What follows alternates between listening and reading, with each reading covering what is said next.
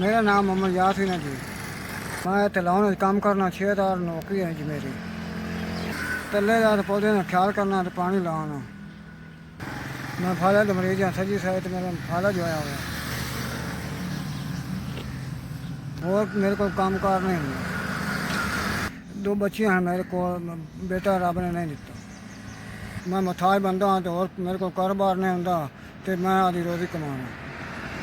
महंगाई का दौर है, नौकरी मालक बताते नहीं तो महंगाई का दौर है तो बड़ा औखा वक्त पास होने लगे।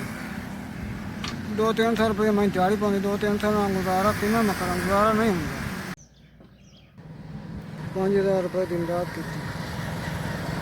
अल्लाह ताला थोड़ा भला करे, अल्लाह ताला बहुत देव रंग ला, अल्लाह ताला कारोबार में बरकत पावे, अल्लाह ताला थोड़ा काम ज़्यादा चलावे, अल्लाह ताला थोड़ी जिंदगी करे, थोड़े बच्चों की जिंदगी करे।